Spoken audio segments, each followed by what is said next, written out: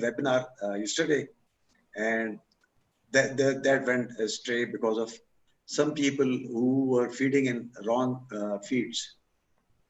Interesting. You know, I've heard about that, but when we do our webinars, we record them and then we broadcast them, you know, in an hour or so after we do a little bit of editing.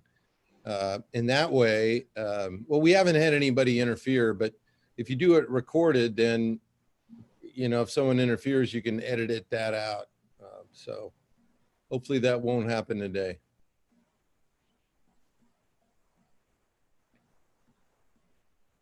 I hope so too. Usually on YouTube, people don't have the opportunity to interfere, but you know, those that have been invited and somebody wrong gets in, then he may cause a problem. Yeah.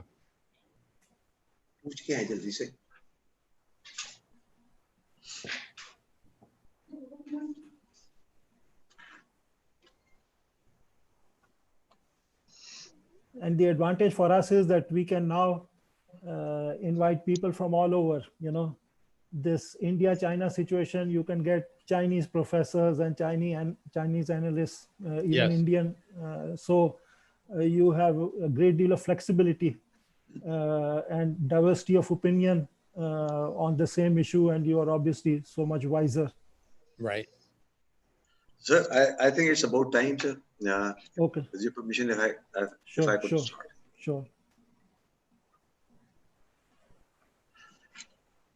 Bismillah ar-Rahman ar-Rahim. Ladies and gentlemen, Assalamu alaikum and a very good evening. On behalf of President Center for Aerospace and Security Studies, I welcome you all to the webinar titled The Force We Need, Key Factors for Shaping the Future Air Force for the Future. Ladies and gentlemen, armed forces of any country are responsible for the national defense. To be able to discharge their responsibilities, they have to assess the changing geostrategic environment, emergent technologies, and evolving concepts of warfare to decide the size, structure, and composition of the force. Both the recent wars as well as the emergent technologies suggest that air power will play a dominant role in future military conflicts. So all the air forces have to consider resource constraint while they are planning for future force structure. The technologically dependent countries are also constrained by their access to new technologies. Historically, PF has always remained prepared to shoulder its responsibilities with diverse experience of collaboration in training as well as operating equipment from all 5 continents. With changing geopolitical realities and new technologies, PF needs to reorganize herself to play its role in any future conflict. However, with economic constraints and technology dependence, PF needs innovation and novel ideas to cope with the challenges. This webinar is aimed to answer some of the key questions, which include but are not limited to: how would the evolving technologies affect air power in the next 2 to 3 decades? Will automation and mechanization of the air power obviate the role of human being from the battle for tomorrow? What would be perceived role of air forces in the future? Would air power remain an enabler or become an achiever in itself? Will the technologically advanced planes flown by humans fare better than the non-piloted vehicles? What are the options for air forces of the dependent countries? How easily adaptable will emerging technologies, newer air fighting applications, and related employment concepts be for tech-dependent countries? How these air forces can adopt next generation training to absorb evolving technologies. To start with the proceedings of the webinar, I would now request Air Chief Marshal Kaleem Saadat for his opening remarks. Air Chief Marshal Kaleem Saadat. Thank you, Air Marshal Ashfaq. Ladies and gentlemen, Assalamu alaikum and good afternoon. Please join me in welcoming our today's speaker, General Retired David Deptula, who is going to talk to us on the subject of the force we need, key factors for shaping the Air Force for the future. Ladies and gentlemen, General Deptula is an eminent and well-known practitioner of air power over many years. Because of his numerous accomplishments, his resume is very lengthy. So I will not go over that. Air Marshal Ashfaq perhaps later would go over an abridged version of the same. I would, however, like to inform you that General Deptula was invited for our seminar in March on the subject of global strategic threat and response. However, due to unavoidable circumstances, it could not come. Our previous invitation to him entailed a lot of hassle and travel, but this time around it is much more convenient for him, and yet this webinar format enables us to benefit from his knowledge, experience, and insight. Ladies and gentlemen, the air forces of the world make a very large brotherhood. Its members are aware of the challenges and opportunities that air and space power present to all nations. Albeit there is a vast disparity between various air forces in terms of size and capability. It can be said without a doubt that the United States Air Force is the best in the world. It is the best because it has had the benefit of research and development in doctrinal, tactical, and technological domains for a very long time. The United States Air Force has maintained its edge over its rival air forces everywhere. Despite the superiority over the capabilities of its rival air forces, it has not let up in its effort to keep developing new technologies as well as coming up with doctrines, strategies, and tactics that technology enables them to actualize. In the pre-Cold War era, USAF superiority was mainly quantitative, but during the Cold War and after, it has mostly been qualitative. We live in a time when in the advanced countries, like the United States of America, technology can make virtually anything happen. So we have stealth aeroplanes with global reach and 24/7 surveillance capability resident in platforms like the Predator, the Global Hawk, and the satellites, space-based satellites. For the network-centric warfare, artificial intelligence is being increasingly used to exploit the data generated by ISR. So it is evident that USAF has been a trailblazing force. Organizationally, the Cyber Command and Space Force are more recent additions to the military structure. So the qualitative edge endures, but it is being challenged by the rise of Chinese technology. We all know that air forces are technology dependent for their capability as well as for their efficient and effective employment. The PF is a much smaller force with comparatively limited capabilities, hindered by many constraints which include financial, political, and technological. Yet, despite all these challenges, the Pakistan Air Force has maintained its deterrence value and demonstrated that on many occasions. The future, therefore, presents many challenges. So today we will hear from General Deptula how and where the air forces are headed and how to deal with these challenges. I will stop here and hand over the mic to Air Marshal Ashfaq Arain, Director CAS, and the moderator of the day. Thank you.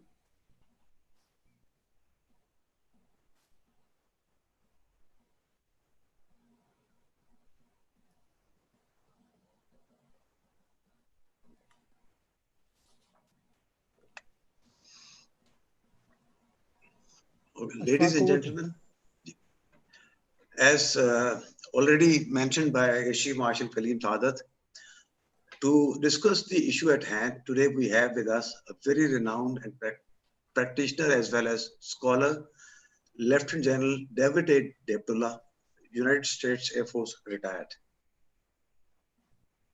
General Deptula is the Dean of the Mitchell Institute for Aerospace Studies in Arlington, Virginia, and also a senior military scholar at the US Air Force Academy. He was the principal attack planner for the 1991 Operation Desert Storm air campaign, commander of no-fly zone operations over Iraq in the late 1990s, and director of the air campaign over Afghanistan in 2001. Twice a joint task force commander, he was the air commander for the 2005 South Asia tsunami relief operations. He is a fighter pilot with more than 3,000 flying hours, 400 in combat, including multiple command assignments on the F-15 aircraft. He was the Air Force's first 3-star Chief of Intelligence, Surveillance and Reconnaissance, where he transformed America's military ISR and drone enterprises. He is a sought-after commentator around the world as a thought leader on defense, strategy, and information age operations. Without any further delay, I will now hand over the mic to Lieutenant General Deptullah. Sir. Well, good morning or good afternoon, ladies and gentlemen, and thank you both gentlemen for that very kind introduction. It is really my pleasure to have the opportunity to talk on this subject of the future of air power and key factors that will be shaping our air forces for the future. My intent is to go through and offer you several observations on this subject using the charts that I've prepared, but I always value and find the most interesting portion of these discussions in the questions and answers that follow the formal presentation. So I look forward to exchanging ideas on the topic that I'll be discussing, as well as any other issues that you all might like to discuss. So let's jump right in here. I thought that I would start out with a bit of a overview or backdrop on the roles of aerospace power. Now, I know that for this audience, I believe most everyone is fully immersed and understands these points. However, I think it's a good starting point and to reemphasize the fact that air forces, as was mentioned in the opening remarks, there is a common bond among the airmen that fly and fight among nations, regardless of the size or the location of the air forces. And I think that's because air forces do provide unique asymmetric advantages that no other form of force application do. In the modern age, air forces have become absolutely vital to success, regardless of the type of contingency. And I have become more and more wedded to the idea that air forces are simply indispensable to all other forms of warfare, particularly in the information age.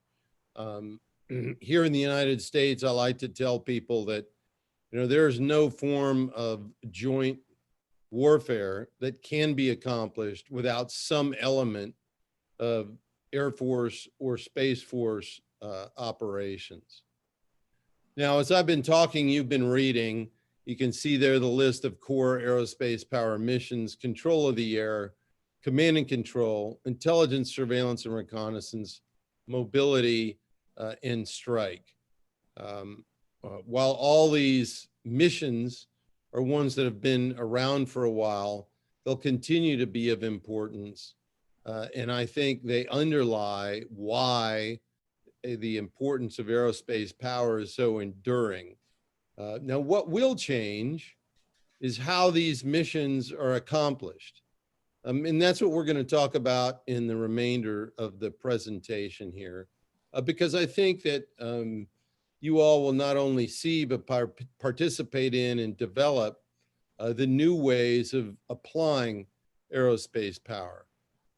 And a lot of these differences, these changes in execution, if you will, are being driven by advancements in technology, which therefore, you know, technology allows new concepts of operation, and then new concepts of operation are generally codified by new and different organizational designs. And that's what's really driving us into the future.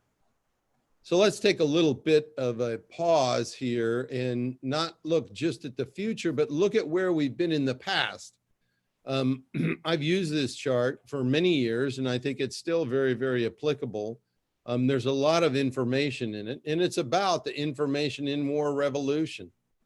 If you go back to, and I'm using US history because that's what I'm most familiar with, but if you go back to World War II, and you take a look at how we conducted intelligence, reconnaissance, and surveillance, and you apply it to attacking a particular target or set of targets, it took us generally around 70 to 75 days to complete that find, determine where the target is, figure out what it is you wanted to hit, actually put together the attacks, go out, conduct the raid, assess what the impact of the raid was, and then figure out whether you needed to go back and hit it again. I mean, that was a long period of time.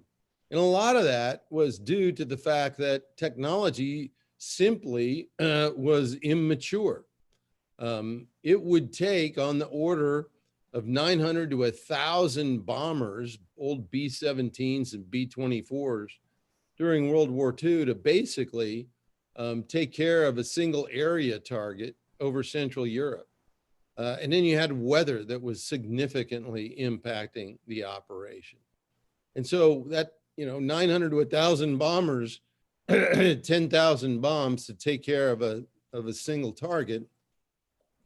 You can see there on the left-hand side of the chart, sort of a notional indication of the number of weapons required to target.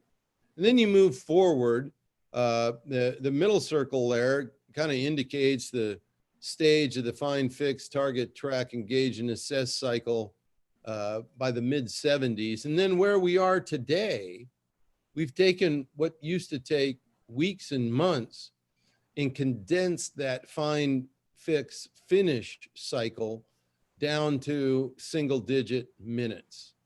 And now we've gotten to the point where very precise weapons can be very accurate, and with a single aircraft, you can target multiple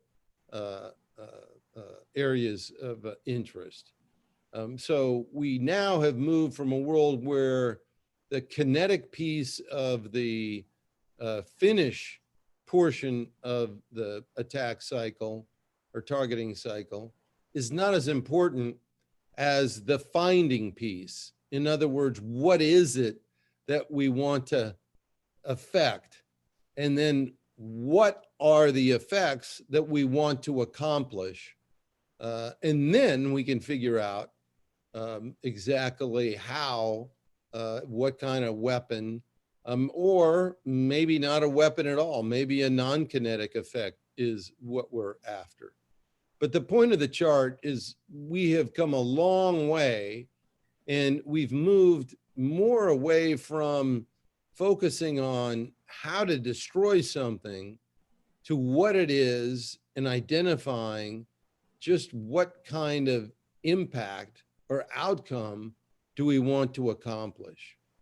So, like I said at the very bottom of the chart there, it has been a factor of evolution of technology with a huge impact from information and the capabilities of the information age, which has accordingly affected our culture in the way that we deal with operations and deal with targeting and dealing with the whole integration of air, sea, land, space, and cyberspace operations. So let's move and expand some of this discussion into a variety of different technology-driven trends. Most of these, I believe, you all will be familiar with, but I think it's important to pause and just take a look at how significant the changes from where we are today and to where we're moving into the future are.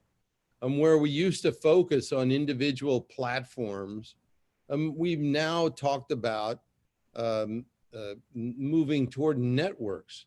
Ultimately, what will become the fundamental basis of what I believe is the next big thing, and that is, it will be the ubiquitous and seamless sharing of information. That's what will take us to more of a network-centric future than the platform-centric past that we've relied upon.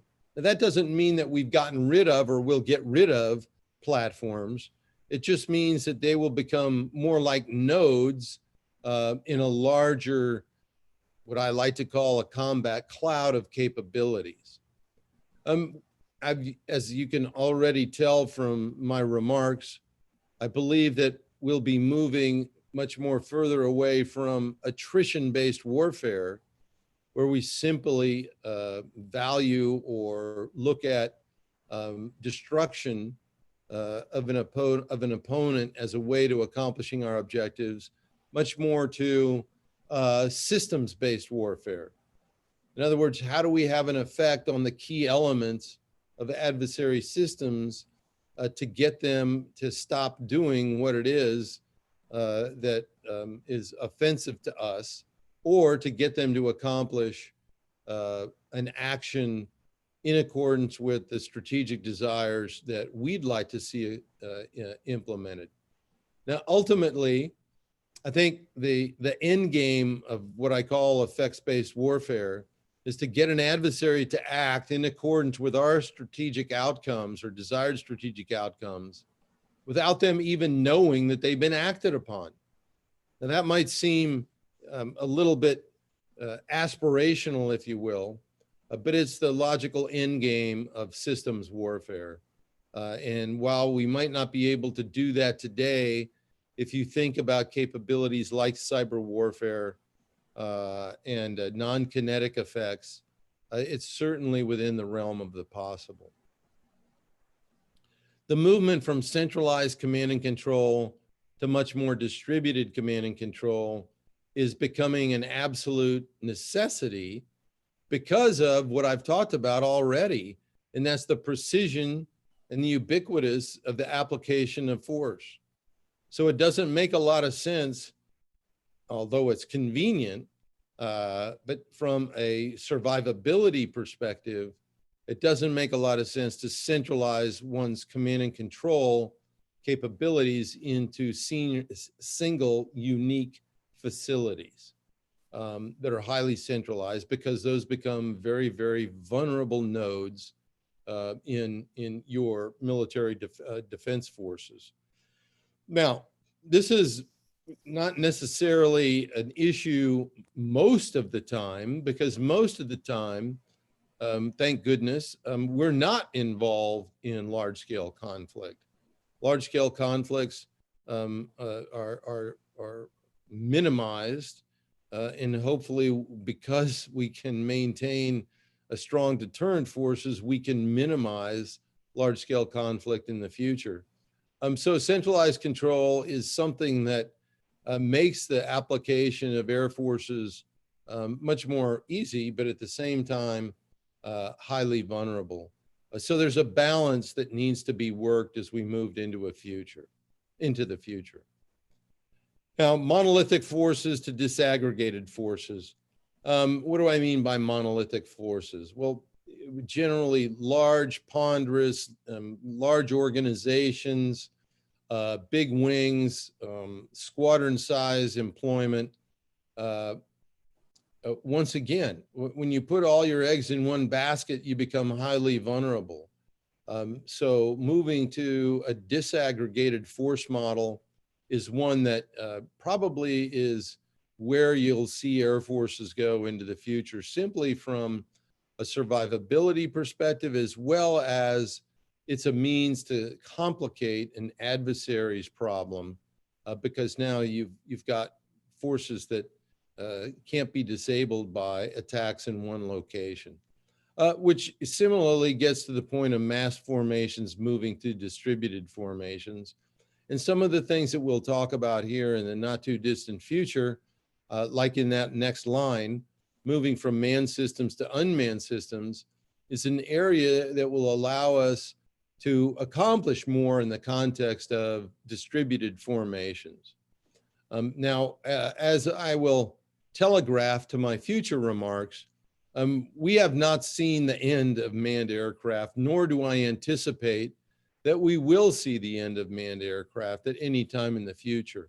We will be seeing much more application of uninhabited or unmanned systems and how they are incorporated and integrated with manned aircraft is really where I think we're going in the future.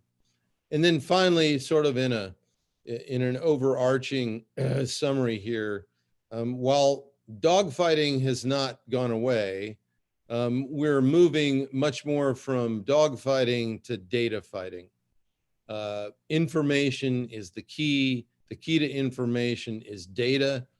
Who is able to accumulate large amounts of data necessarily translates into large amounts of information, which then with the proper evaluation can be translated into knowledge. And as all of you are very well aware, knowledge is the key to power. And whoever gets the most data extracts the greatest knowledge soonest, it generally is going to be the one who prevails in future conflict. So I think you can see underlying all of these trends is the fact that information is emerging really as the dominant factor in warfare as we move into the future. So let's take a look at that information age in a little bit more detail. I think that what we're really seeing here is technology is taking us to a level where we can link our air, sea, land, space, and cyber systems in a variety of ways that can enhance each of those systems' effectiveness in their domains while compensating for the vulnerabilities that exist in each of those domains. That's sort of the goal of a fully integrated joint and combined warfighting perspective. And that's to establish and think about every platform and or person as an information node. So if we can get these different nodes connected, each one is a sensor in their own regard, we can get to the point where we can share information across domains and add to that knowledge domain, if you will, that I mentioned earlier. Now, those of you who have read about some of the issues in this vein that we're talking about that I've written, you're familiar with the term combat cloud. It's sort of shorthand for this notion of developing an intelligence, surveillance, reconnaissance, strike, maneuver, sustainment complex. It's just shorthand for, you know, everyone nowadays is familiar with what an information cloud does. It's applying that concept to military forces. So we move to a situation where every element is a sensor and every sensor is an effector. You know, not just a shooter. I mean, it's a nice play on words to call every sensor a shooter and every shooter a sensor, but you might not always be shooting something. That's why I like to use the term effector, because the systems can in fact create effects. And what I would tell you is this whole notion of effects-based warfare, if you will, sort of inverts the paradigm of combined arms warfare. And what I mean by that is it's not that we've done away with combined arms warfare. Of course, we're going to have it, but it is much more different in the context of information becomes not just a supporting element but it becomes the fundamental focal point of operations. I hope that gets across and makes sense.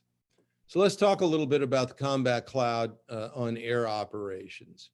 I think that more and more we're going to see desired military effects that are going to be generated by the interaction of systems that share information and inform one another. So what is going to drive the future of air power is this: how do we share information and do it in a way that it enables the capabilities of the entire Air Force, not just a particular platform. So the goal in all of this is to get inside an adversary's decision cycle and impose multiple simultaneous challenges that really pose an insoluble dilemma for the adversary. And that's going to require very, very highly integrated planning and synchronized execution. Now, both of those terms, integrated planning and synchronized execution, would seem to point to centralization as a means to accomplishing those elements. And centralization does make it much more feasible, but it's also highly vulnerable. So we find ourselves in this arena where not only do we have to get smarter about how we do business, we have to get more access to the different nodes that are out there and share that information. We've got to be able to do it in a way that's much, much more distributed and one that cuts across different domains. That's why you hear a lot of talk in the United States on multi-domain operations.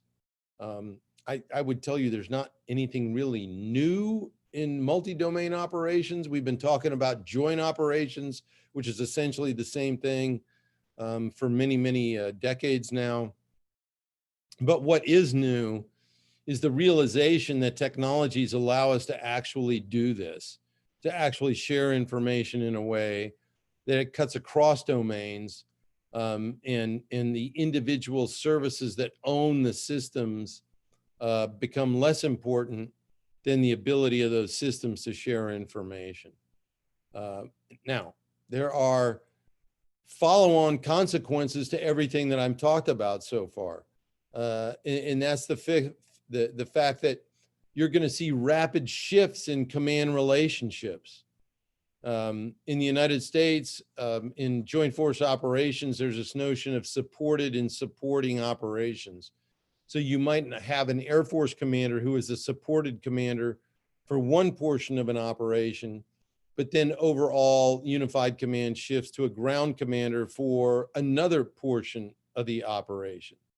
So what this information age does, what this combat cloud capability does, is require us to be able to rapidly shift.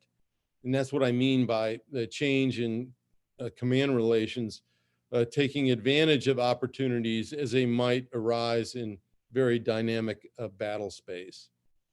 So this is a little bit about where we're going in the future where it comes to information age operations. Now, I know that one of the topics that is on many people's mind, and we've heard it here in the United States. We had a previous Secretary of Defense that talked about that, you know, that we've seen the end of manned fighter aircraft. And frankly, I think that's nonsense. So I'm kind of telegraphing my remarks right up front. And we're not even close to seeing the end of manned aircraft.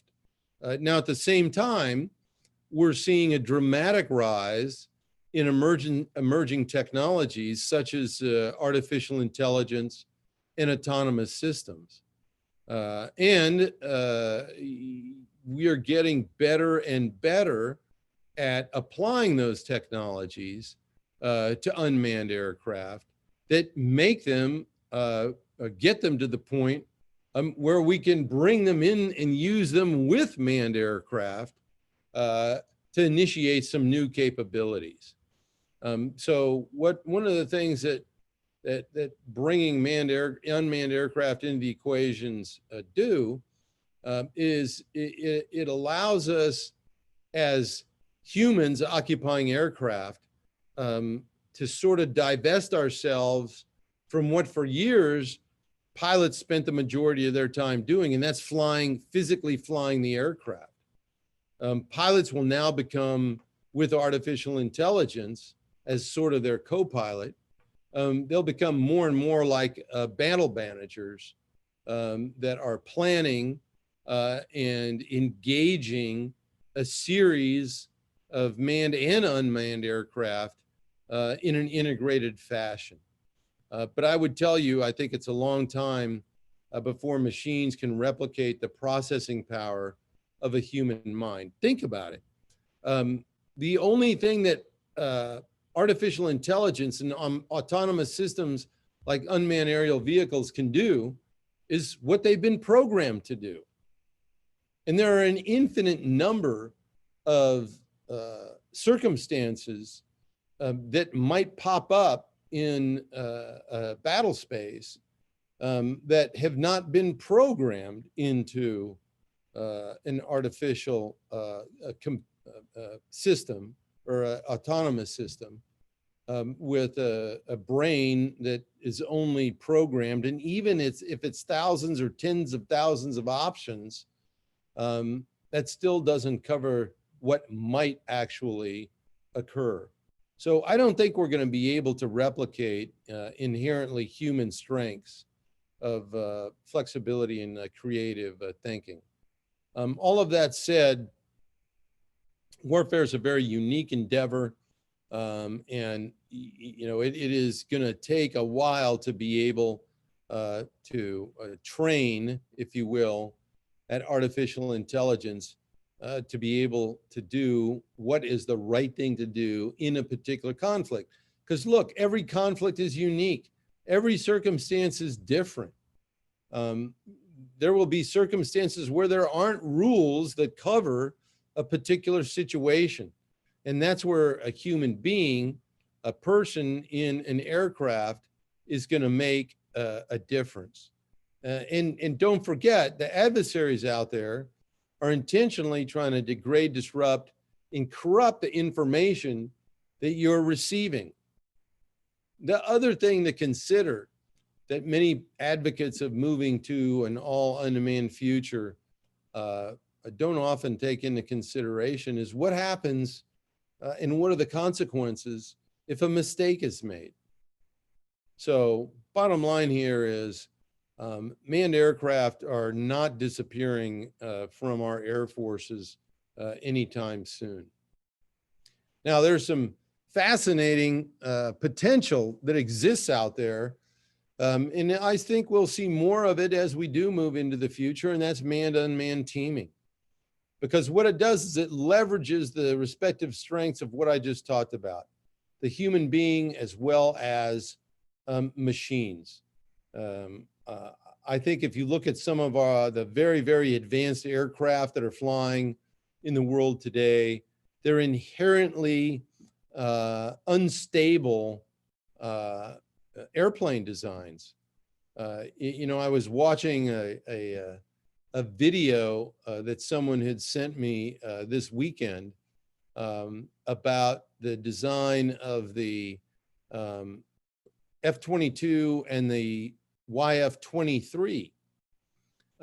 And the test pilots that were flying it were talking about the fact that these were inherently unstable aircraft designs. If you look at a flying wing like the B-2, it simply could not fly without computers.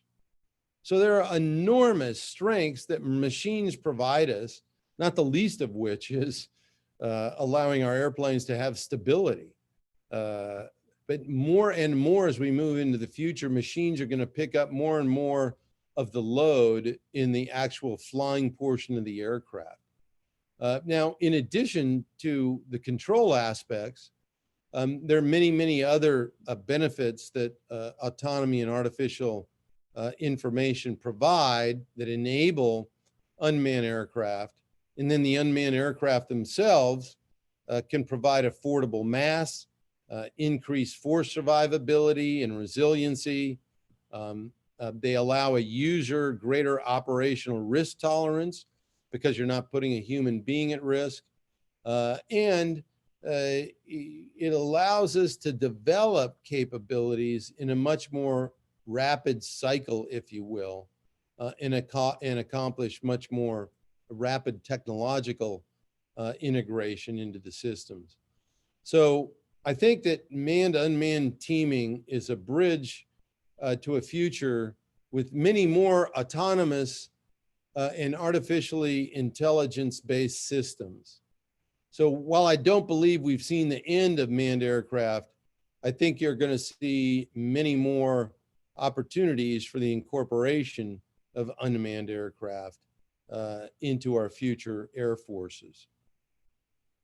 And you're hearing and seeing much more about the acceleration of integration between manned and unmanned aircraft. You can see in that picture there, there's a picture of an X-59 Valkyrie, which is one of the more promising unmanned aerial vehicles that the United States Air Force is exercising with today.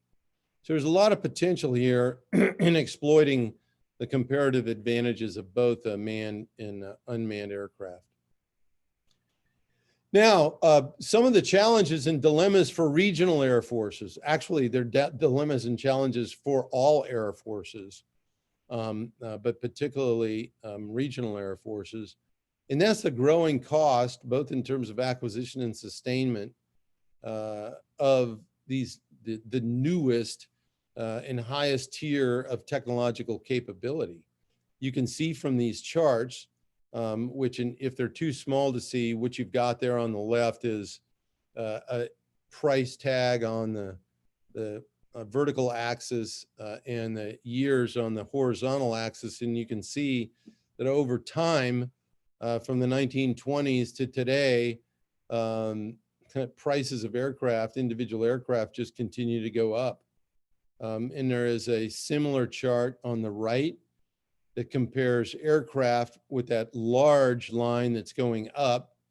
The middle light blue line is commercial aircraft, and that declining kind of brown line are automobiles. So individual unit costs certainly drive the numbers of aircraft that may be accessible. But at the same time, yeah, I think it's extraordinarily important to recognize that the capabilities of those aircraft have gotten enormously higher and larger than their predecessors have. So there's a balance here. There's a balance that all air forces are trying to figure out, and that's, you know, what's the balance between numbers, because numbers matter, with capability. You know, we even high end, the largest Air Force in the world, the United States Air Force, wrestles with this in terms of the importance of numbers versus cost.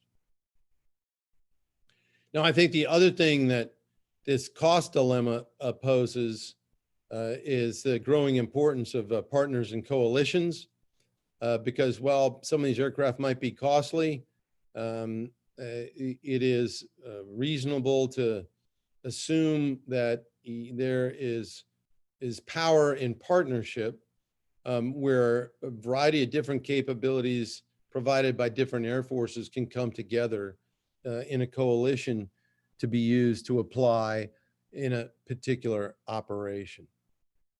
So here's some of those options that I alluded to, and that's the development of very specialized capabilities, and the potential high value of those capabilities in coalition operations. And clearly, if there is a focus on a particular type of operational capability, there are then limitations to large unilateral military actions. But with the disaggregation of capabilities that I talked about earlier, it really kind of reduces dependencies and technological complexity, and it does provide an opportunity for new developments. Multinational collaboration becomes more and more important. We've seen this in Europe with the development of different aircraft and the joining together of nations to pursue a particular aircraft development. Foreign military sales is obviously an option that can be pursued.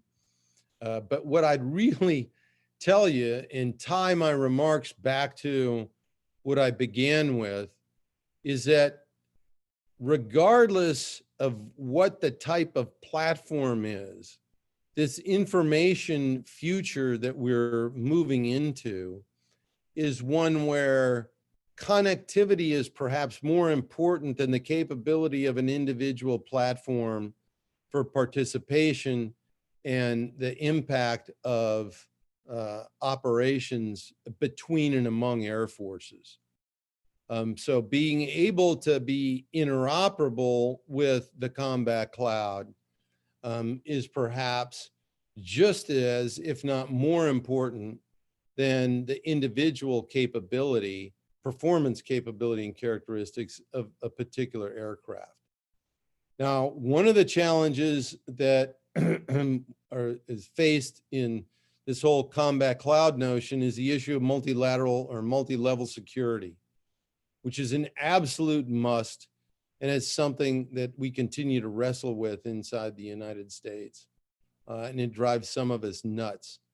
I've had the good fortune of operating in many multinational operations over the years, and you can't conduct an operation if you don't share information. And most of the time, the reason that intelligence services are protecting information are because of sources and methods. It's not the actual information itself. Now, this is an area where I think artificial intelligence and machine-to-machine communications holds a lot of potential, because once the policy decisions are made on what to share, then we can automate that to a degree that it becomes less and less a factor as it has been in the past. So bottom line here is alignment of strategies, investment, and partnership capacity through a collaboration and integration of information is really, I think, the way ahead in a good vision for the future of how all air forces will operate together in a much more integrated fashion. Now, an associated area is how we can become better by evolving our training with technology, and that's through the application of live, virtual, and constructive training. That really increases the flexibility to create a whole new range of scenarios that include simulating highly complex battle space and exercising new ideas and concepts.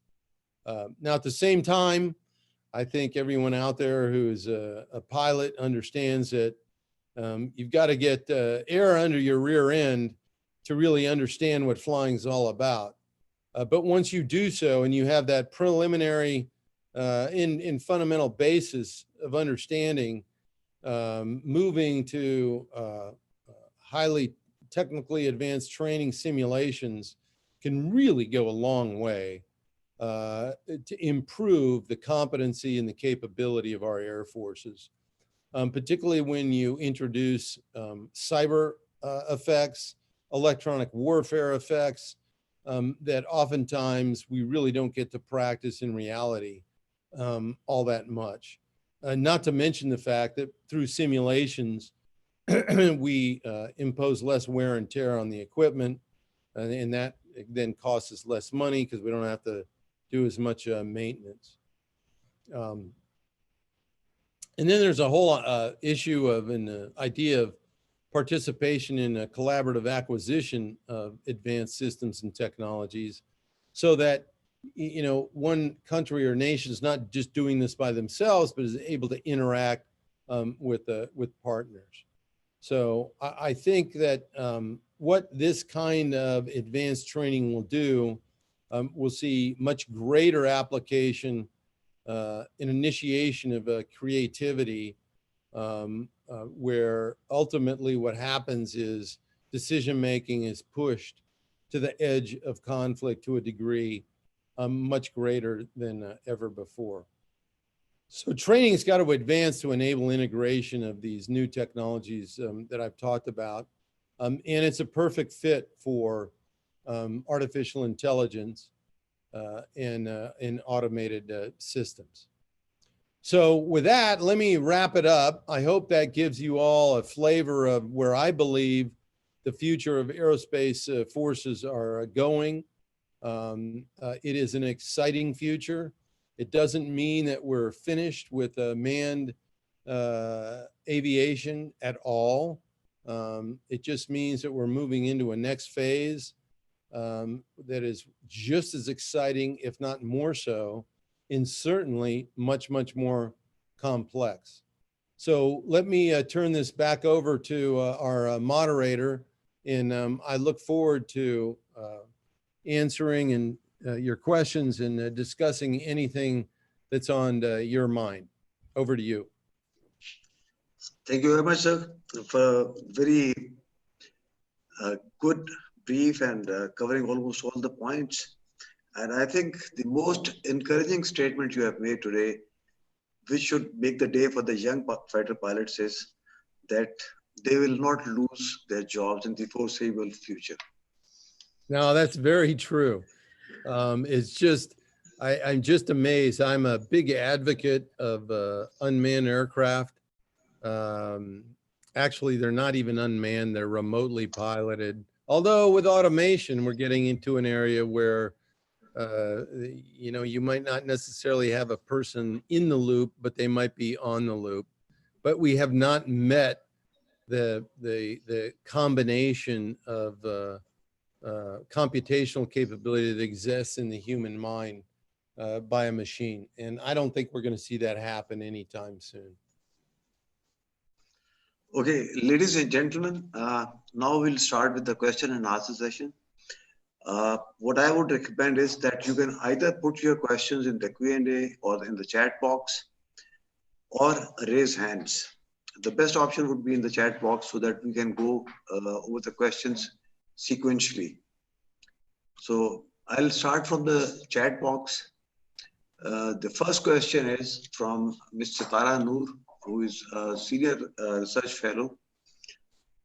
She asks, what could be the potential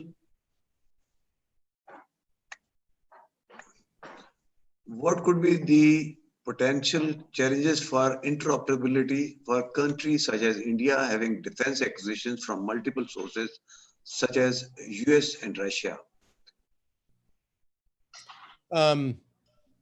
I take it that the gist of the question, let me turn it around so I understand it, is if you have a nation that has access to multiple systems from different countries that may in fact be potential adversaries, how does that affect that nation's ability to use and or acquire those systems? Is that the gist of the question?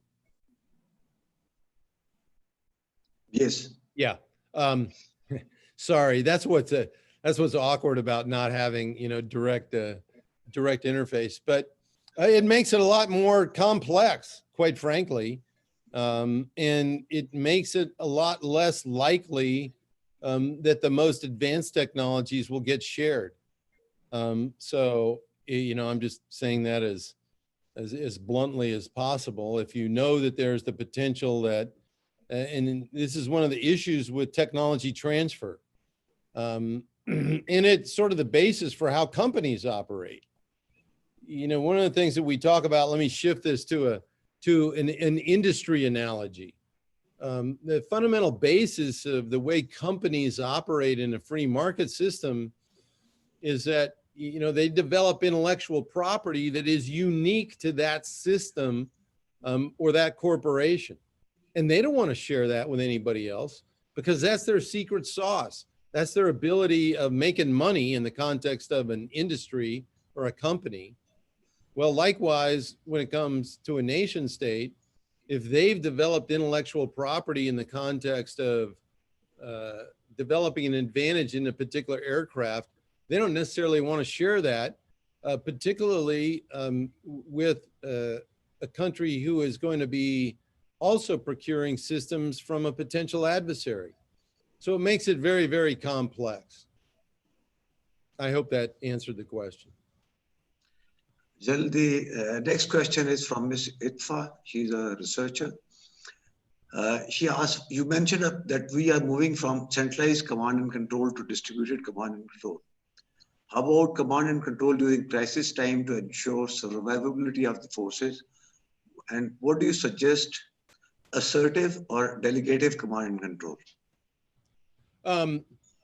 Look, this is going to be a real challenging area because what's happened, and let me speak from the US perspective, what's happened over the last 2 decades since 9/11, since our involvement with operations, counterinsurgency operations in Iraq and Afghanistan, we've become extraordinarily dependent on highly centralized command and control capabilities. And as I said in my presentation, that's simply not going to work for high-end conflict. So we've got to move, and it's not just a technological issue of distribution of nodes in command and control. It's also a mindset of delegating engagement authority to the lowest possible level. So it's not something that's going to happen overnight. It's not just a technological issue. It's a one that fundamentally affects doctrine, training, procedures, and fundamentally the essence of how decisions are made. And so for many years in the career that I grew up in over 40 years in the United States Air Force, you know, our fundamental tenet was centralized control, decentralized execution. And what's happened over the last 20 or so years is because of the onset of pervasive intelligence, surveillance, and reconnaissance, we've moved to a paradigm of centralized control, centralized execution. And that really has hindered the initiative of our warriors at the edge of the battle space. So I'm sorry, I'm going on longer than you probably want, but it's not going to be easy. And it involves much more than simply technological development. It also involves a doctrinal change in perspective as well. I'll now put up 2 questions together. One is from Mr. Umar Amir. He asked, what are your comments on integrated planning and synchronized execution in anti-terror operations? Why has this strategy been ineffective in Afghanistan? The second question comes from Mr. Ahmed Hassan. He asked, current conflicts are hybrid and political, with people discussing future wars as non-contact, non-linear, and non-symmetrical. How air power thinkers can develop doctrinal and operational or theoretical concepts to contest these conflicts, particularly in case of a small air force? Wow. Let me answer the second question first. And then I'd ask you when I'm done answering, when I'm done with that, if you could, I think I got the gist of the first question, but I might ask you to repeat that. That second question is a real tough one. You know, when we move into the realm of moving beyond kinetic warfare into, and you see this going on to a degree today, because of the lethality of our forces, there's almost an inherent break, if you will, and actually that's a good thing, or a self-deterrent effect from large-scale warfare. But you see it evolving to more and more I don't want to say theoretical, but one that involves perspectives and positions in a dialectic of exchange that we really haven't witnessed to the degree that we now see emerging. Listen, I think you see a degree of this, what's going on in the news today in the South China Sea. And without getting into too many of the specifics, you know, there's not a physical war going on, but there certainly is a contest of wills. And I think that I was going to say, what I was about to say was size doesn't matter in these kinds of potential or conflicts, but in fact it does to a degree, because behind size is the potential to engage with lethal force, which ultimately is the backstop for these kinds of Cold Wars, for lack of a better term. So I think that regional nations will certainly become participants, but I think that they'll become more and more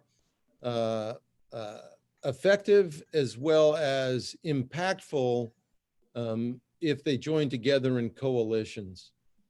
So that would be my answer to the second question. Now, the first one, if you could really quickly repeat it, I think it had something to do with the context of the application of information and how come that has not been as successful in counterinsurgency operations than as some may have predicted. Is that the essence of the question?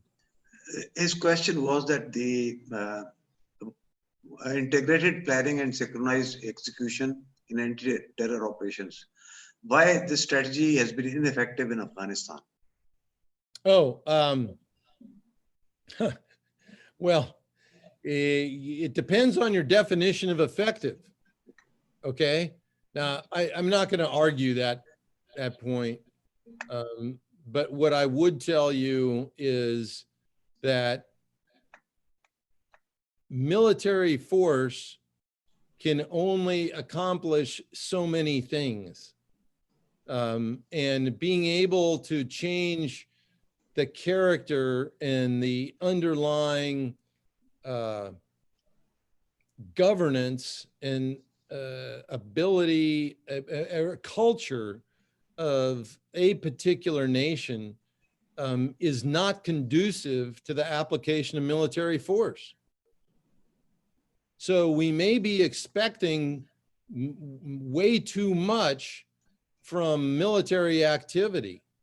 And I think I know that is that's the essence of my answer. And I think it's spot on. When you're dealing with cultural issues, use of force is not a potential solution. So that may be a surprising answer, but I think what we need to do is understand the limitations of what military force can do, and not to try to apply a particular form of force to solving a challenge that is beyond the military's ability to solve.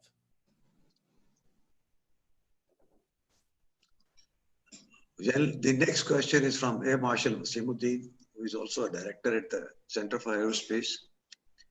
His question is, over the years, over the recent decades, emerging technologies which you have talked about, especially the space, has become an essential setting for military power projection.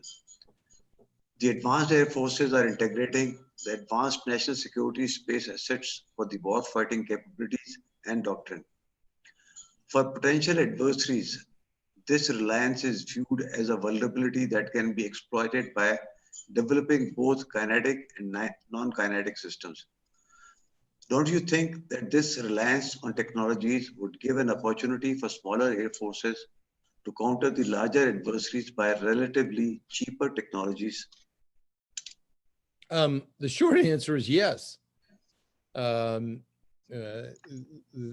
Because of the vulnerabilities that currently exist in space-based systems, it's an unqualified yes, because it's not about mass anymore. It's about the capability to achieve desired outcomes or effects. And because of the very fragile nature, because of the fragile nature of our space-based systems, they can be affected without a large degree of effort. So yeah, that is an area that smaller, if you will, or regional powers that can certainly have an impact on. Now, all of that said, those nations that have critical reliability on space, and that's becoming all of us, everybody on the face of the earth nowadays, very, very rapidly. You know, there's a concerted effort to make it much, much more difficult to affect space-based systems by developing much more robust, redundant, and reliable space-based capabilities. The next question is from Dr. Bilal Shahid from UK. He asks whether increased deployment of manned and unmanned hybrid force structures would sustain the USAF's Expeditionary Air Force plug-and-play concept, which is under duress due to shrinking inventory and pilot shortages. Would future air commanders be able to shift the focus towards cost per effect, or still get caught up in the cost per sortie paradigms when presenting budgetary requests? Yeah, that's a great question, and it's a challenging one. Clearly, like I talked about, and by the way, in that question, gentleman brings out a good point, and that is that one of the other benefits that unmanned aircraft have the potential, because they're not there yet, is they lessen the immediate pilot load. But I would tell you right now, there are more people involved with maintaining a orbit of an MQ-9 than there are maintaining a manned aircraft. So while they're called unmanned aerial vehicles, they take more manpower than manned aircraft do. Now, I think we're moving into a future with more autonomy and with greater capabilities with systems like the XQ-58, that we'll be able to reduce that load of people because it's truly an autonomous system. It'll go a long way in reducing things like pilot shortages, but it's always a question of available resources and what it is that you need. What I tell my friends in the United States is, look, you know, people clamor and they talk about, look, we don't have enough money to raise the size of the air forces that we need. It's an issue of what is a nation's national security strategy? And then what we have to do is you got a choice. You can either resource the military to meet the needs of the stated national defense strategy, or you can change the national defense strategy to, in the case of if you want to spend less, you've got to reduce the expectations of what it is you want to do. Now, that's an unpalatable solution to many.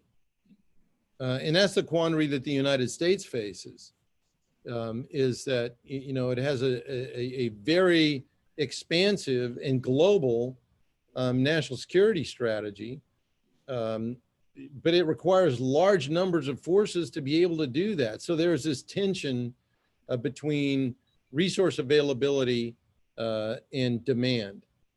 And autonomous systems may help solve some of that strategy resource mismatch, but quite frankly, it's not going to put a large dent into it.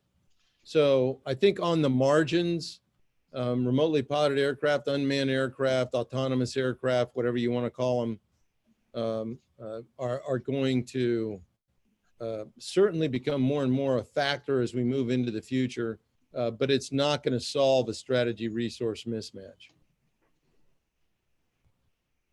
Okay, General, there are two interconnected questions. One is from Mr. Umair Aslam. How do you see the EW, that is ECM and ECCM, as an active threat to information warfare and net-centric warfare, or ISR? And the second question is from Mr. Tariq Rauf from Vienna. He asked, what about affordability of these new technologies? Already the USAF has reduced its buy of F-35s. And would not cloud platforms be vulnerable to countermeasures or hijacking? Great questions. In terms of the first one, no, I don't see EW or electronic countermeasures as a threat to this type of warfare that I'm talking about. I view them as an integral portion of combat cloud operations. And with respect to the second question, could real quick, because I want to get it right, could you restate the second question briefly again? I'm sorry, you're on mute, Air Marshal.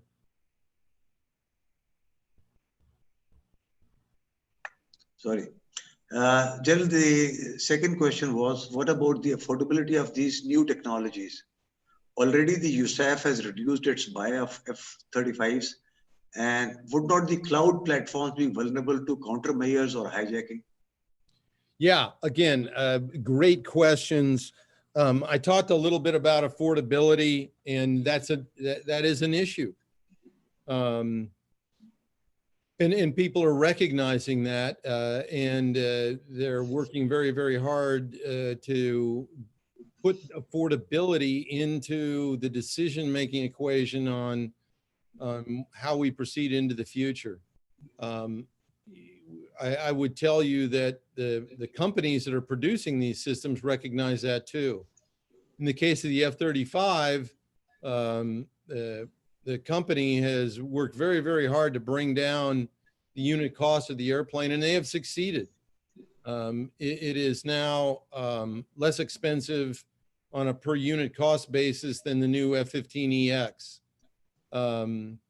With respect to the vulnerability of the combat cloud and being able to disrupt that kind of system, the answer is yes and no. The idea behind building a combat cloud is having so much interconnectivity that even if you eliminate several nodes inside of this complex, it doesn't matter, because the rest of the nodes would automatically reform, reheal, and reconstitute to continue to pass information. Now, look, this is still a concept. And if one thinks about this system as only being linked by radio frequency links, then yeah, there are some vulnerabilities, but one has to think about building a robust network of connectivity where it's not just a transmission link from one node to another, but there are multiples or hundreds or thousands of different venues to get information from one system to the next. So that's a huge technological challenge. It's vulnerable if we think about point-to-point communications as have existed in the past. But if you think about a multiplicity of communications, just like the internet, you know, how do you collapse the internet? It is so robust, you may be able to do it in a certain segment, but you can't do it around the world. And so, you know, building a combat cloud that is that robust and resilient would make it exceedingly difficult to affect. But some of the early versions, they will be liable to being affected by taking out critical nodes. But what's inherent in the design is to build one with so many nodes, so many different venues of connectivity, that just becomes very, very, it's never impossible, but it just becomes very, very unlikely. Jill, the next question is from Mr. Muhammad Asim. He is asking about the role of artificial intelligence in futuristic employment of airspace power. How far you think AI could go in supporting decision making in tactical scenarios, say air battles, or would there be a point where AI-based tactical decisions could be applied at least in unmanned aerial combat systems? Yeah, another great question. I think we're seeing sort of the nascent stages of AI when it comes to aerial combat. In the United States, there's an effort to try to build a autonomous aircraft that can go up against a manned aircraft. That discussion is ongoing right now.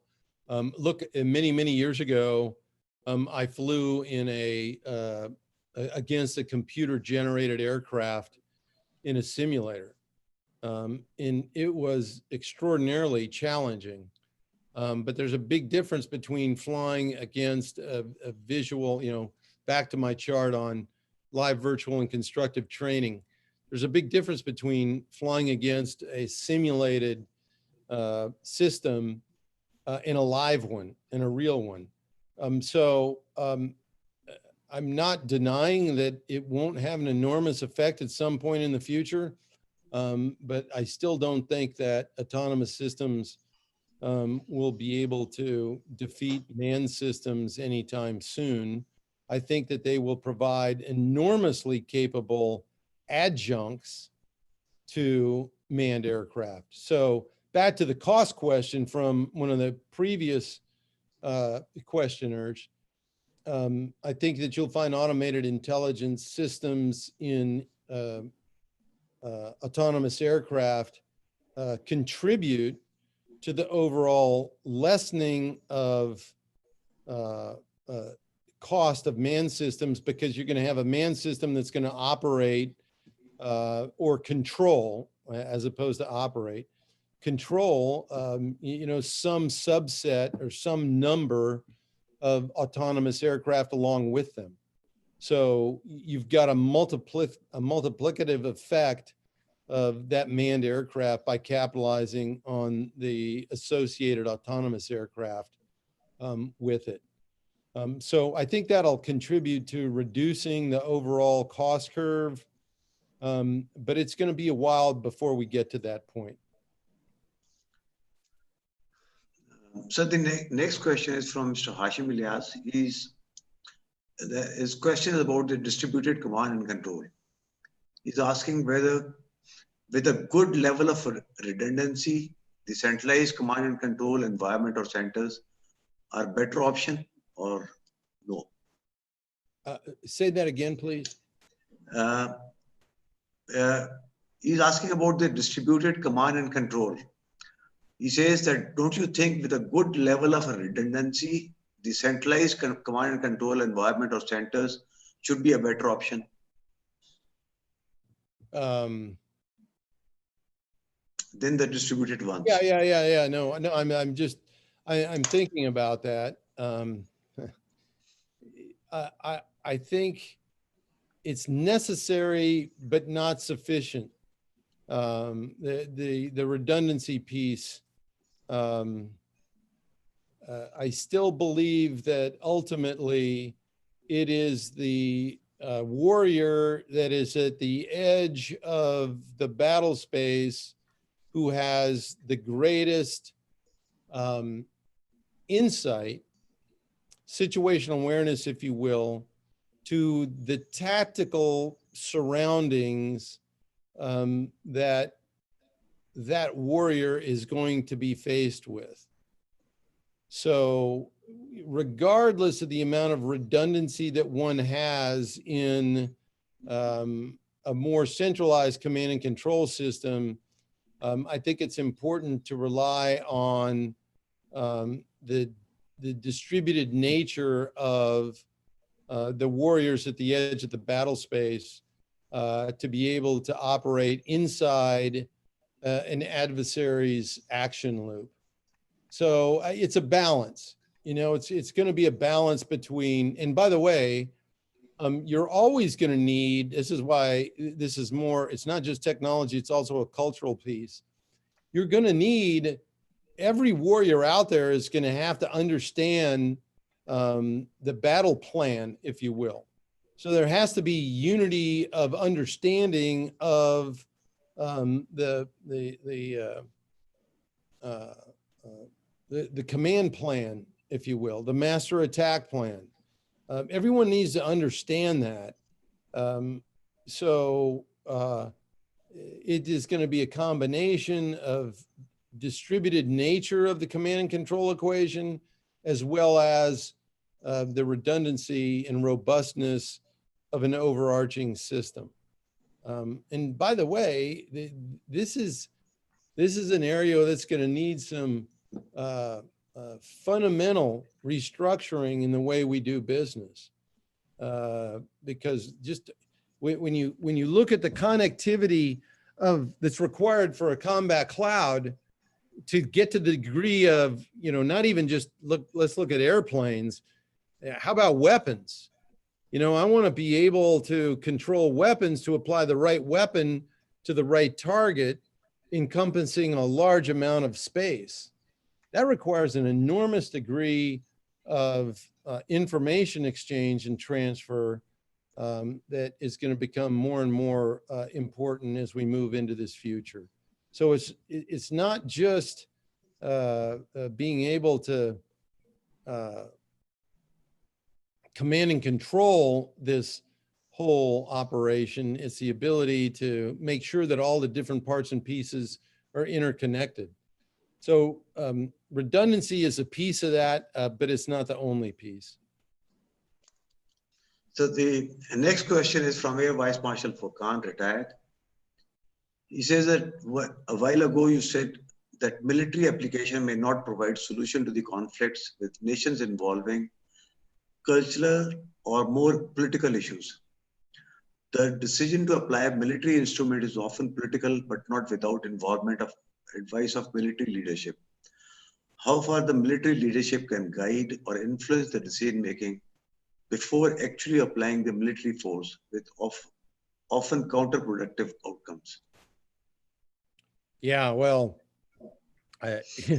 if I had the answer to that question, well, I'll give you an answer. It's an excellent question, and it really depends. You know, sort of the typical fighter pilot answer, it depends. Well, it does depend. It depends upon the personalities involved.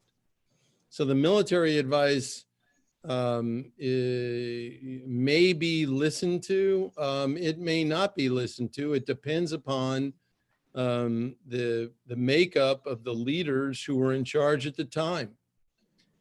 People matter. You know, the system just doesn't run on its own. Leadership matters.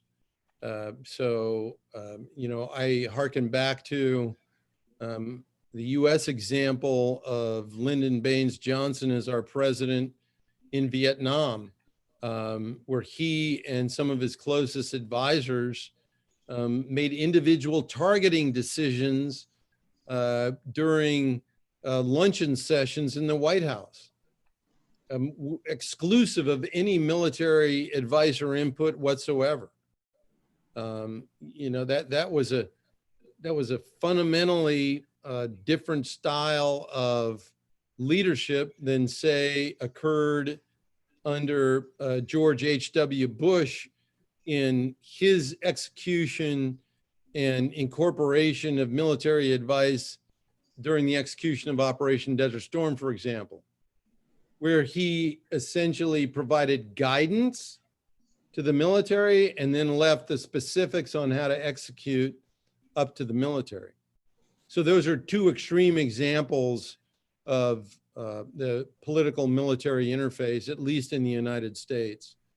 I think it's a healthy one, but it depends. It depends on who's the leader, what's the situation, and what are the circumstances, what's at stake, what are the political conditions, and all of those are variables that are going to change over time and with who's in power. Great question.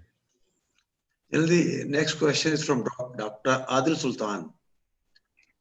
He says that since the future airmen should be more conversant with data interpretation than preparing for dogfights, how should the Air Forces evolve their training modules and induction process to meet the future challenges? What are the experiences from USAF that could be applicable for others like the Pakistan Air Force? Yeah, great question. First, as long as we have Air Forces, you're going to need to bring people into the Air Force and train them how to fly. So we can't forget that. At the same time, you know, you mentioned in my introduction, one of the things I do is I'm a senior scholar at the Center for Character and Leadership Development out of our United States Air Force Academy. And you look at the men and women that are coming into that academy, they're extraordinarily more savvy than, say, I was when I went to the University of Virginia and went through the Reserve Officer Training Corps. So that's just the nature of our evolving societies, is that people are becoming much more aware of science, technology, engineering, and mathematics. And they're going to have to be much more savvy if they're going to be able to adapt to the variety of circumstances that you ask about and that I talked about here. But at the same time, we can't forget that we've got to bring people up through and train them to be able to be competent airmen in orchestrating the tasks and duties of flying the variety of aircraft that each of our air forces have. But at the same time, they need to have that breadth and that understanding of everything else that's going on in the military around them. So I don't know if that's a completely satisfactory answer, but we certainly need a much more multidisciplinary set of people and fewer specialists than we've had in the past. Then there's a question from Ms. Maheen, a researcher. She says, General Goldfein, while assessing future of Air Force, emphasized on the connectivity of Air Force technology and hybrid approach. She's asking you to elaborate on that idea. I need just a little bit more there in terms of Goldfein elaborated on Air Force and hybrid approach. Hybrid in what context? Air Force technology and hybrid approach.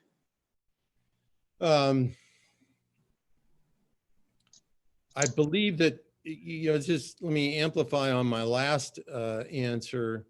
I believe that what he's getting at is that it's sort of what I talked about earlier. It's not just about force application anymore. It's about incorporating all the different domains. Look, in the United States Air Force, we've talked about the integration of airspace and cyberspace for many, many, many years. Now we have to look at and bring into the equation the domains of land, sea, undersea, into that equation. So John Goldfein has been a strong proponent of multi-domain operations, and I believe that that's what he is discussing. But we have separate services also for a reason, is because it takes time over the span of many, many years to be able to become competent in the domains of expertise that surround the Army, the Navy, the Air Force, and in the United States case, now the Space Force.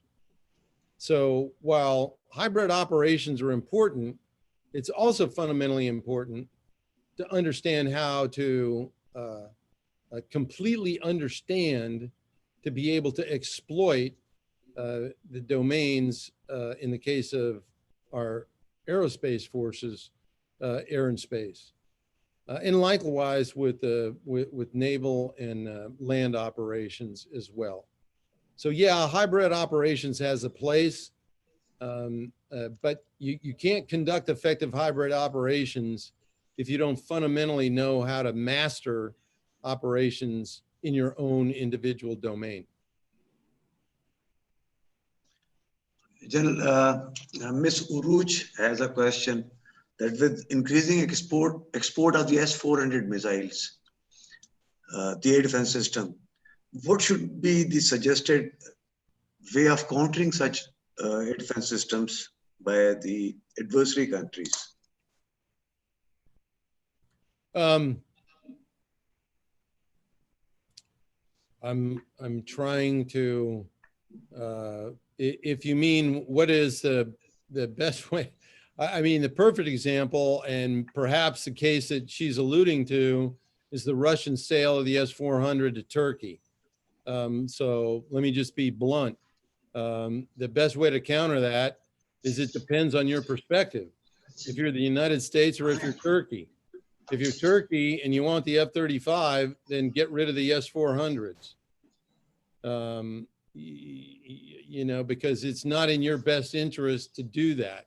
So we're still trying to figure out what game Erdogan is trying to play, but that's the issue of the political military interaction that occurs between nation states. If that was the essence of your question, I mean, clearly there's a difference between how do you militarily deal with an advanced surface-to-air missile system. And I won't go into those tactics, techniques, and procedures, but there are ways to deal with them in that regard. But I think the essence of your question was, how do you deal with these political military conditions? And look, ultimately, nation states need to make a choice. And it is even more complex in Turkey's case because they're a member of NATO. So it is bizarre behavior on the part of the government of Turkey.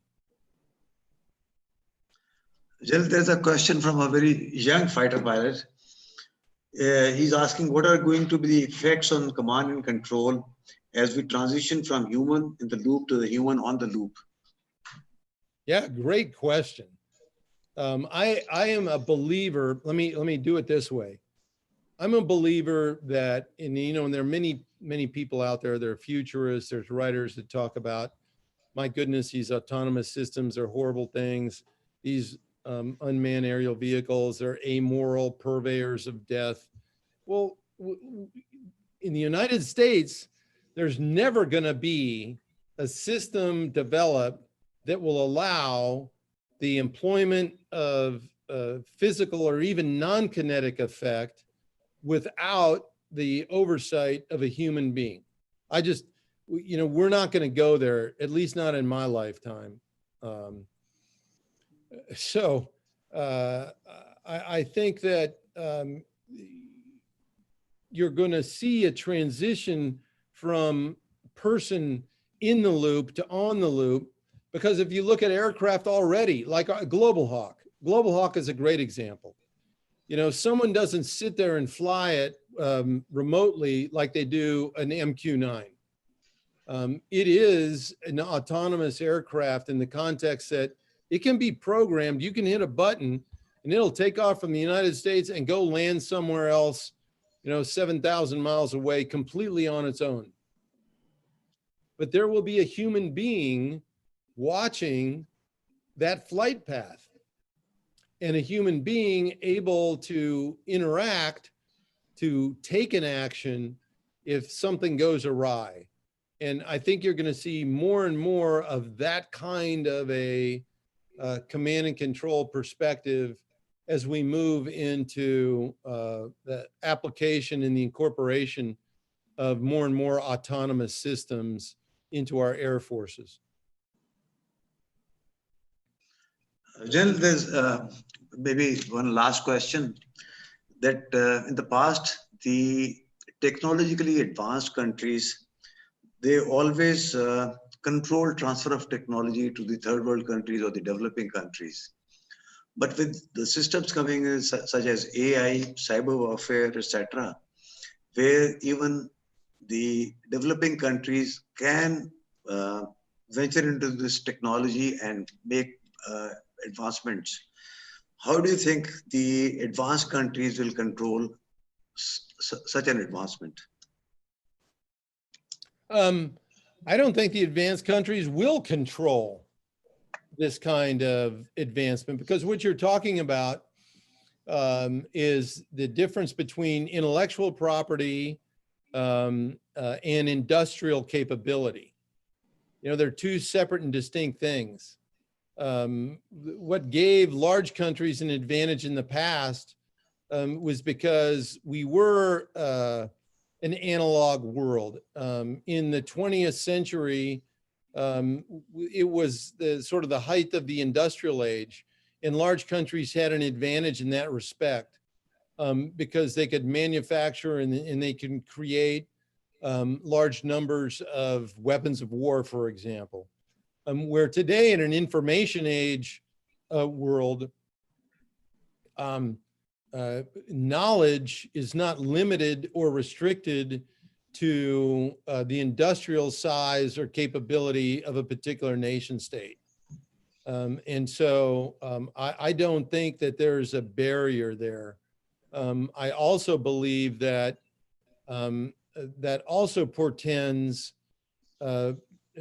to the advantages of developing partnerships and coalitions of the willing who have common ideas and objectives that can provide mutually beneficial contributions to each other, because there is no limit when it comes to the issue of ideas and intellectual property. General, thank you very much for a very informative brief and a very frank discussion and answering all the questions.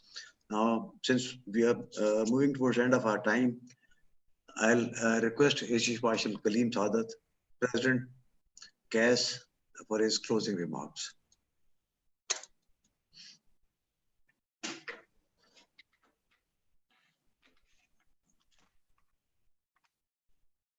Sir, you are mute.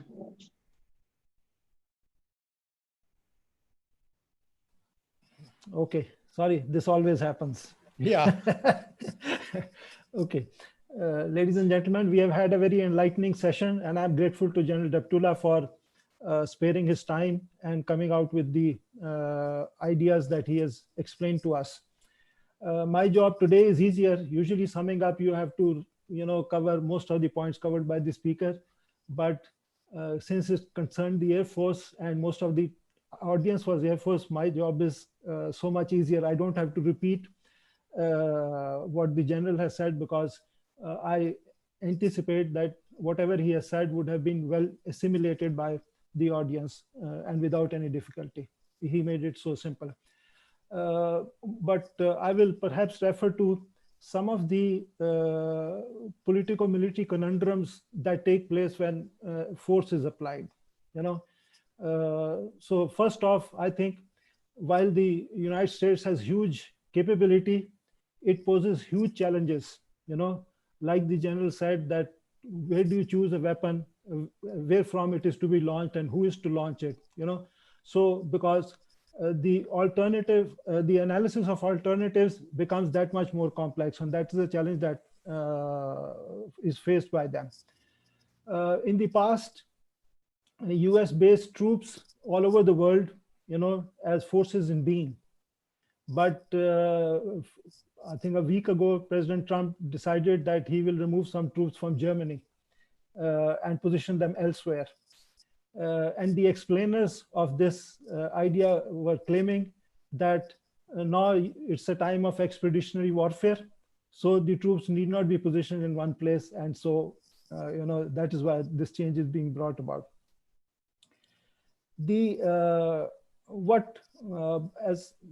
As someone who has dealt with our American counterparts over the years, we have learned a lot from the USAF. It started with the F-86s in 1956 under Sito and Santo.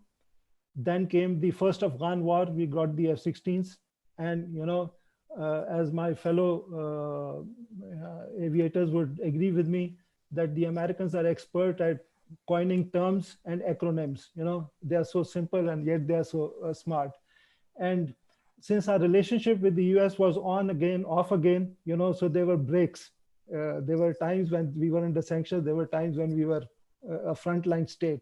But anyway, despite these disruptions, we learned a lot from the USAF.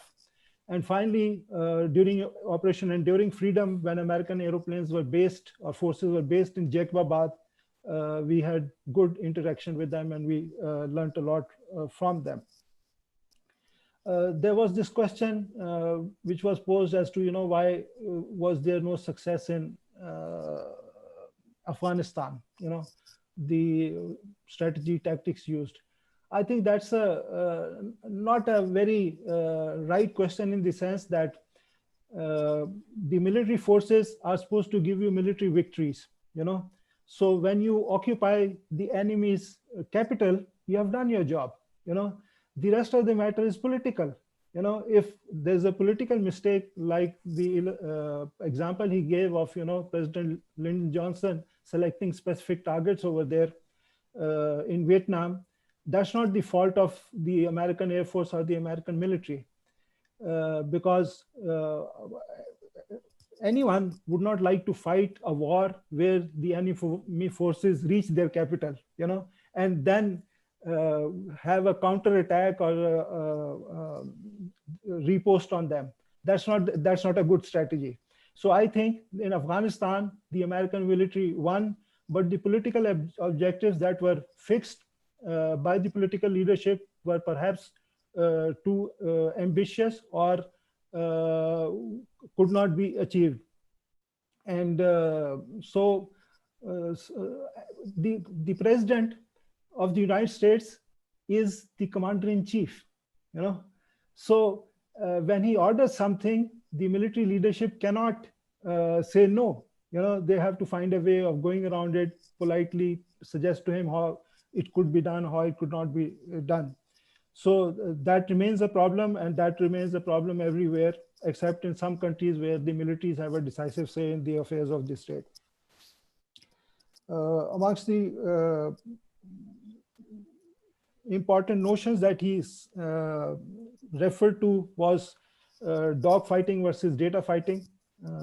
Then the 7 important trends in the changing warfare, and of course the good news that the pilots will remain in the cockpit, for days to come. Of course, it will become much more complex. there was this question about, the interoperability of equipment from diverse sources. And of course, on our side, we have had this problem. We have had American aeroplanes, French aeroplanes, Chinese aeroplanes, Swedish aeroplanes. So we are well aware with the complexities. That is why the Rafale and S-400 combination across the border will not be the sum total of their individual capabilities because of interoperability issues, etc. Then another question about the how the regional air forces should go about is one of the key option was alliances, etc. And I have already mentioned it that alliances for us are on again, off again, so that doesn't remain a very reliable option for us. And so we have to rely on our own self. India, with its cooperation with the United States, is now looking at expeditionary warfare, at least in the Indo-Pacific region. Pakistan has much lower ambition. It just wants to maintain and guard its territorial integrity and sovereignty. And yet, because of the constraints that were highlighted earlier of technology release, of resources, etc., being available, that becomes a challenge for us.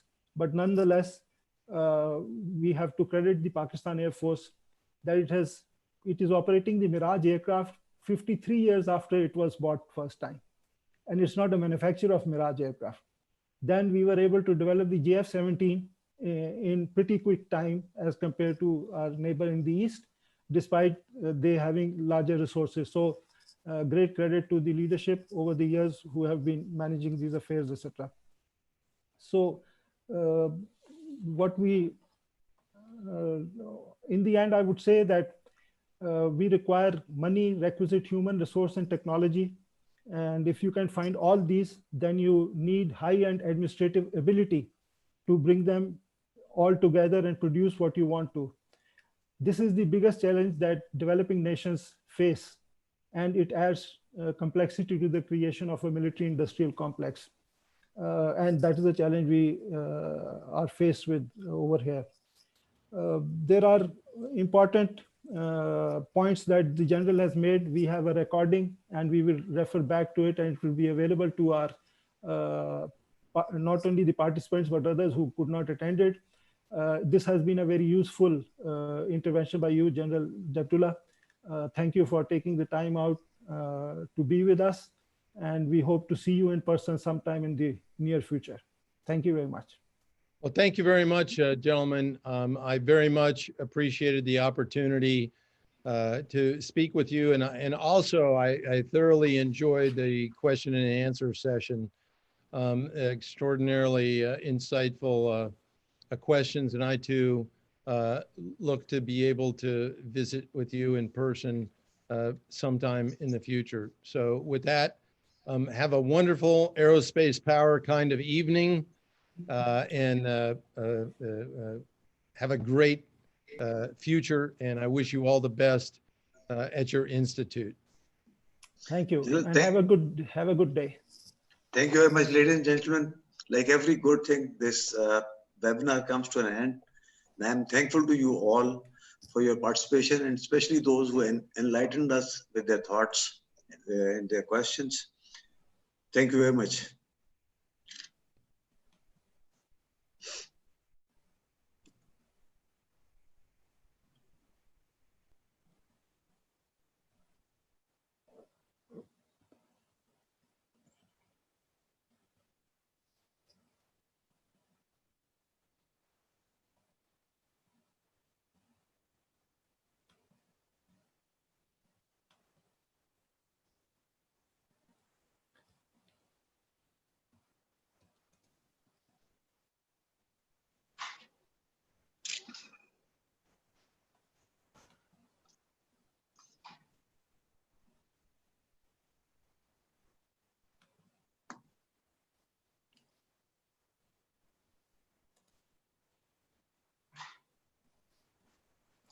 Thank you, everyone. Ashfaq, I think it went off well.